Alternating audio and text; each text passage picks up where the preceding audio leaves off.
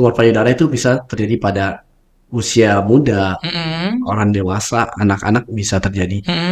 Laki-laki sama perempuan bisa terjadi. Bisa berarti dokter ya? Ya, tapi angka kejadian pada laki-laki pasti lebih kecil dibanding perempuan.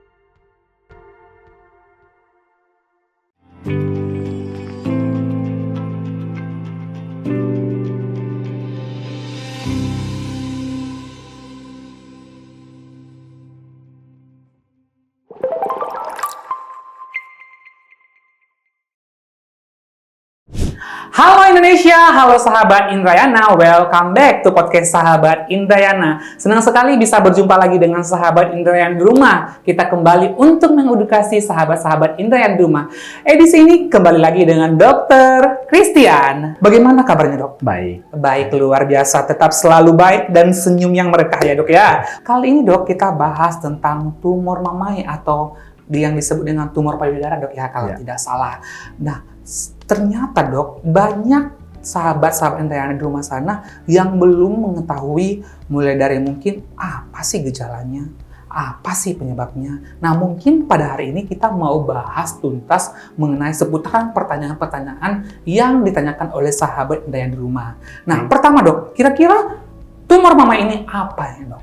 Ya, jadi tumor payudara atau tumor mame itu adalah suatu kelainan atau benjolan yang timbul di daerah payudara yang disebabkan oleh beberapa hal. Misalnya dari faktor usia, wanita umur 50 tahun, pernah terpapar dengan obat-obat hormonal, terus ada riwayat keluarga, dan pernah riwayat operasi di daerah payudara dengan benjolan yang sama. Itu tetap ada risiko untuk terjadinya benjolan-benjolan atau tumor payudara pada pasien. Berarti memang sebuah benjolan di daerah payudara yang memang penyebabnya bisa jadi karena keturunan atau keturunan atau genetik, bisa karena memang faktor-faktor lain seperti obat-obatan ataupun hormonal yang dokter sebutkan tadi. Nah, kalau dokter melihat ini tumor payudara, siapa saja sih dok yang dapat berisiko nih dok sebelum kita bahas lanjut tentang penyebabnya? Paling pertama sih paling banyak pada wanita. Wanita ya dok ya? Tapi tidak menutup kemungkinan pada laki-laki juga. Laki-laki juga bisa dok ya? Bisa, tapi angka kejadiannya itu kecil. Seperti itu. Terus kita harus bedakan dulu, tumor payudara itu sendiri ada dua. Ada dua. Ada ya? jinak, ada yang ganas. Oh ada juga ya dok ya? Ada jinak, ada ganas ya dok ya? Jadi tumor yang jinak itu biasanya adenoma, fibroadenoma, seperti itu. Pada yang ganas, itu yang disebut dengan kanker. Jadi tumor yang sifatnya ganas itu disebut dengan kanker. Kanker ya dok ya? Bagaimana untuk mengetahui itu? Salah satunya dengan pengambilan sampel dari tumor itu sendiri. Kemudian diperiksakan ke laboratorium untuk mengetahui jenis dari tumor itu sendiri. Apakah jinak atau ganas, seperti itu. Oke, berarti memang tumor payudara ini atau tumor mamai ini ada dua jenis sahabat Indrayana. Yang pertama tadi dokter Christian sebutkan bahwa ada tumor yang bersifat jinak dan juga ganas. Kalau ganas jelas itu kanker ya dokter. Dengan cara diambil sampelnya untuk membuktikan apakah dia jinak, apakah dia keganasan. Begitu ya dokter ya. Betul. Nah bahas lagi tentang penyebab dokter tadi sebutkan bahwa penyebabnya itu ada beberapa. Boleh dijelaskan lebih lanjut lagi? Jadi wanita umur usia 50 tahun, biasanya dengan wanita-wanita yang menopause itu jauh lebih besar. Terus wanita dengan keturunan yang banyak tapi tidak menyusui. Itu juga penyebabnya seperti itu. Jadi lebih banyak ke arah hormonal sebenarnya. Jadi memang lebih banyak karena ke arah hormonal ya dokter ya. Faktor-faktor lain mungkin dok, karena mungkin makanan, minuman atau yang lain gaya hidup bisa menyebabkan tumor payudara nggak sih dok? Kalau untuk makanan juga ya makanan dan obat-obatan yang mengandung hormonal juga menyebabkan banyak angka kejadian seperti makanan cepat saji, ayam-ayam yang disuntik hormon seperti itu. Begitu ya sahabat Indrayana. Berarti serem juga nih dok. Nah dokter tadi sebutkan bahwa penyebab faktor resikonya itu ada salah satunya adalah wanita dokter. Dan juga tadi ada ibu-ibu yang punya anak tapi tidak menyusui. Nah ini kenapa nih dok melihat faktornya lebih banyak ke wanita? Bahkan tadi disebutkan juga bahwa ada juga laki-laki. Ini biasanya yang dokter temukan nih di lapangan nih dok. Sudah dengan kondisi seperti apa nih dok gejalanya dok? Jadi biasanya pasien datang dengan pertama itu keluhan yang paling utama biasanya dengan benjolan. Benjolan pasti ya dokter ya? Ya, kemudian kadang ada rasa nyeri. Nyeri ya dok ya? Ya, setelah itu kadang ada keluar cairan dari puting susu. Bisa berupa darah atau nanah, atau cairan putih. Seperti itu. Kemudian ada perubahan bentuk dari payudara, permukaan kulitnya perubahan bentuk. Kemudian ada biasanya luka atau nanah di sekitar payudara. Berarti memang serem juga, dok. Banyak banget tadi ya sahabat Indrayana disebutkan bahwa ada tadi benjolan, ada juga tadi nyeri daerah payudara, ada juga keluarnya cairan ya dok ya, seperti nanah, dan puting juga kemerahan, dan juga perubahan warna kulit pada daerah payudara. Nah dokter tadi sebutkan bahwa juga faktor risikonya ada pada wanita yang berusia di atas 50 tahun dokter, pada wanita juga yang punya banyak anak atau yang punya anak yang memang tidak menyusui begitu ya dokter ya, ada faktor-faktor yang mengkonsumsi makanan-makanan yang bersifat ada kandungan hormonalnya begitu ya dok. Nah ngomong-ngomong tentang tadi faktor risiko dan gejala, dan juga dokter sudah juga menceritakan bahwa penyebabnya adalah beberapa hal. Apa yang harus dilakukan untuk mendeteksi ini lebih awal dokter biasanya dok? Pertama, sebenarnya dari usia muda pada wanita sebaiknya diajari tentang sadari. Sadari itu apa tuh dok sadari? Sadari itu adalah pemeriksaan payudara sendiri. Wah. Pemeriksaan payudara sendiri, sadari. Gimana nih caranya dok? Jadi setiap minggu kalau bisa pasien berdiri di depan cermin, kemudian kedua tangan diangkat, kemudian melihat kedua payudara kiri dan kanan simetris atau enggak, terus lihat ada perubahan warna kulit, terus ada nyeri, kelihatan semua dari pada saat di cermin itu kelihatan. Jadi kemudian raba sendiri payudaranya. Pada saat kapan dok kita bisa lakukan sadari? Sebaiknya setelah mandi, kemudian diraba sendiri, lihat seperti itu. Nah, sahabat Indrayana, tips dari dokter Christian adalah untuk mencegah terjadinya tumor payudara ini atau tumor mama ini dilakukannya sadari, yang bisa dilakukan di rumah ya dokter, dengan cara setelah mandi kita periksa nih, angkat kedua tangan kita ke atas, lihat nih kiri kanan, cek apakah ada benjolan, apakah ada perubahan warna, begitu ya dokter. Diraba sendiri. Oke, dan diraba sendiri. Begitu ya dok ya. Kalau diraba orang lain nggak boleh ya dok ya. Bercanda ya sahabat Indrayana. Berikutnya adalah dok, bagaimana cara mendiagnosis ini dok? Setelah nih, ternyata ada benjolan nih dok. Kan panik nih dok. Datang ke dokter. Apa biasanya yang dilakukan diagnosis dokter untuk mendiagnosa? Jadi untuk mengetahui benjolan ini pertama pemeriksaan fisik ya. Jadi kita lakukan pemeriksaan fisik untuk mengetahui benjolannya letaknya di mana posisinya pertama. Kemudian ukurannya benjolannya seperti apa. Terus apakah benjolannya berbenjol-benjol atau satu solid, bulat. Kemudian apakah ada perubahan warna dan sebagainya. Dari situ kita bisa lakukan pemeriksaan fisik. Kemudian setelah melakukan pemeriksaan fisik, kita bisa lakukan pemeriksaan radiologi. Radiologi yang kita lakukan itu bisa mamografi yang paling bagus. Kemudian kita USG payudara seperti itu untuk mengetahui jumlah dan letak dari tumor payudara itu sendiri.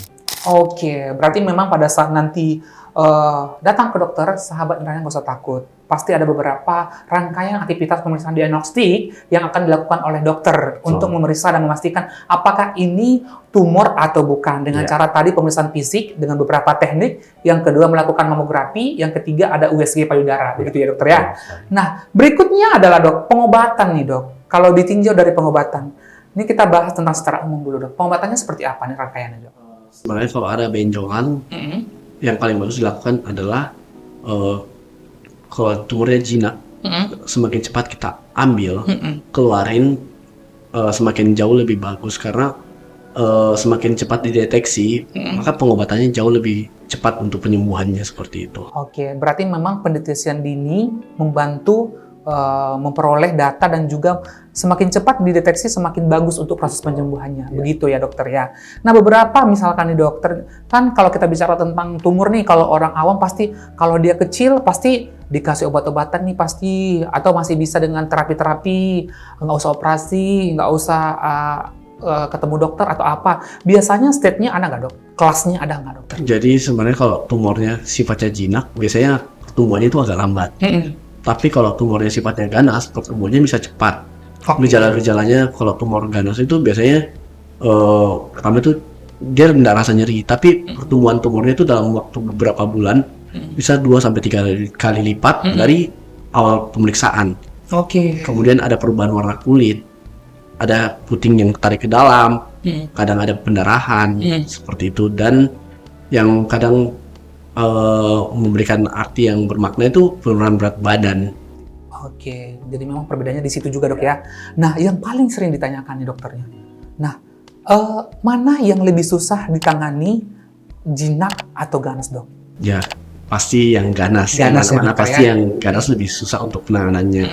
Makanya ketika ada tumor, kan tumor yang ganas itu ada 4 stadium. Oke. Kalau dia masih stadium 1, 2 itu masih lebih gampang kita untuk obatin. Oke. 3 bisa dengan kemoterapi, radiasi. 4 biasanya kita dengan radiasi sama kemoterapi lebih. Jadi memang pilihan terakhir di step akhir adalah di tahap stadium akhir itu dengan seperti yang kemoterapi paling efektif ya dokter ya. Nah mungkin dok yang paling sering juga ditanyakan di sosial media kita dan juga di beberapa konteks pembicaraan tentang tumor payudara adalah siapa yang berpotensi untuk tumor jinak, siapa yang berpotensi untuk yang ganas. Kira-kira ada nggak dok kelasnya atau semua bisa aja? Sebenarnya kalau untuk jinak sama ganas, kalau untuk jinak biasanya pada usia muda. Pada usia muda dokter, Lebih ya? banyak pada usia muda. Tapi tidak menutup kemungkinan pada usia muda juga bisa terkena kanker payudara. Tumor yang ganas. Jadi kalau untuk usia sebenarnya relatif. Yang tadi saya bilang paling banyak ya kalau untuk tumor itu lebih banyak pada usia-usia dewasa yang di atas 50 tahun yang menopause itu mengarah ke tumor yang sifatnya ganas. Kalau yang jinak ya biasanya di bawah 50 tahun biasanya ada. Apalagi anak-anak muda yang umurnya 17-an itu kebanyakan tumornya sifatnya jinak. Oke, berarti memang sahabat nelayan di rumah, tumor payudara atau tumor pamai ini tidak memandang usia dokter ya. Tua muda bisa terkena tumor payudara ini. Perlu dan pentingnya memang sadar untuk awareness terhadap diri sendiri dengan beberapa melaksanakan pemeriksaan seperti sadari, konsultasi ke dokter, dan juga melakukan pemeriksaan khusus untuk melihat apakah memang ada untuk bakat tumor payudara atau jika ada harus memang segera dideteksi dan ditangani, begitu ya dokter ya. Nah, beberapa dok takut nih operasi, beberapa takut di radiasi, beberapa takut di kemoterapi nih dok. Pasien-pasien dan juga ada beberapa teman bercerita ke kita nih bahwa tumor ini katanya atau kanker payudara ini tidak bisa disembuhkan. Jadi lebih kepada timbul hopeless. Apakah betul dok? Apakah bisa dibiarkan begitu saja? Jadi untuk tumor sendiri tahap awal kalau tumor jinak ya pasti bisa sembuh. Bisa disembuhkan ya dokter ya? Pertama, kalau tumor ganas tergantung dari stadiumnya. Oke. Kalau stadiumnya semakin cepat kita deteksi stadium 1, 2 biasanya jauh lebih baik dibanding stadium 3 dan 4. Oke. Karena kalau kankernya sudah menyebar kemana-mana, pasti otomatis lebih susah untuk pengobatannya. Wah. Tapi tidak menutup kemungkinan yang kita berikan itu palingan untuk angka harapan hidup, life supportnya aja. Jadi memang tidak usah berputus asa, tetap berjuang, survive, semua ada jalan keluar begitu ya dokter ya. Berikutnya dokter, jika tidak ditangani, komplikasi apa yang biasa didapatkan oleh pasien yang menderita baik itu tumor ganas maupun tumor jinak? Kalau untuk tumor jinak otomatis pasti semakin lama tumornya bertambah gede. Yang awalnya nggak nyeri bisa nyeri karena tumor semakin lama semakin gede otomatis kan menekan saraf. Jadi bisa membuat nyeri. Terus kalau untuk tumor ganas yang awalnya bisa diobatin dengan diangkat tumornya kemudian dengan kemoterapi selesai, semakin lama dibiarin ya lama-lama menyebar kemana-mana otomatis bisa menyebabkan penyakit yang lebih fatal lagi. Oke, berarti memang perlu penanganan lanjut jika sudah memang terdiagnosa penyakit tumor payudara ini, begitu ya dokter ya. Kali ini bicara tentang fakta dan mitos terkait tumor payudara nih dok. Yang pertama dokter Christian, mohon dijawab ya dok ya. Fakta atau mitos, tumor payudara adalah penyakit keturunan? Ya, kalau waktu dari keturunan itu fakta. Karena memang ada faktor keturunan yang bisa menyebabkan jadinya tumor atau kanker payudara seperti itu.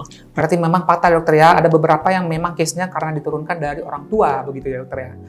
Oke dokter, berikutnya adalah fakta atau mitos dok bahwa tumor payudara ini disumbangkan karena pemakaian bra berkawat.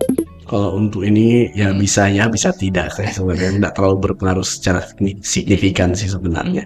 Berikutnya adalah dok, fakta atau mitos tumor payudara salah satu pastinya adalah terdapatnya benjolan di daerah payudara sudah pasti tumor payudara? Jadi kalau namanya benjolan pada payudara semua disebut tumor. Jadi segala sesuatu yang tidak normal di tubuh kita, benjolan itu semuanya namanya tumor. Untuk mengetahui tumornya ini jinak sama ganas, kembali lagi yang saya bilang tadi, harus pemeriksaan patologi anatomi, misalnya di laboratorium seperti itu. Berarti memang benjolan sudah pasti tumor, tapi untuk menentukan apakah dia ganas, apakah jinak, itu perlu adanya pemeriksaan lebih lanjut begitu dokter.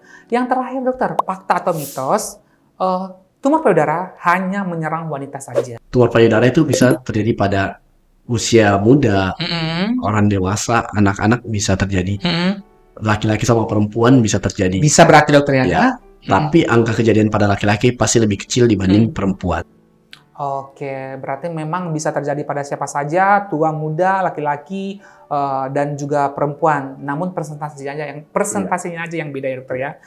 Oke dokter Christian, berikutnya dok, untuk menutup pertemuan kita podcast kali ini, apa nih dok kesimpulan kita mengenai tumor payudara ini? Silahkan. Jadi tumor payudara itu adalah suatu kelainan atau benjolan pada payudara yang disebabkan karena beberapa faktor, salah satunya hormonal, terus faktor keturunan. Salah satu tindakan untuk mencegahnya itu mengurangi konsumsi makanan-makanan yang mengandung banyak hormon, terus istirahat yang cukup, dan makan makanan yang bergizi. Oke, sahabat Indayan, demikian kesimpulan pertemuan kita podcast kali ini bersama dengan Dr. Christian, spesialis bedah umum. Nah, untuk teman-teman di rumah, bantu kita untuk like, komen, dan share sebanyak-banyaknya YouTube channel Klinik Utama Dr. Indayana, supaya kita semakin semangat untuk mengedukasi sahabat Indayana di rumah. Kita akan berjumpa di podcast-podcast berikutnya dengan Dr. Christian dan dokter lainnya. Dah!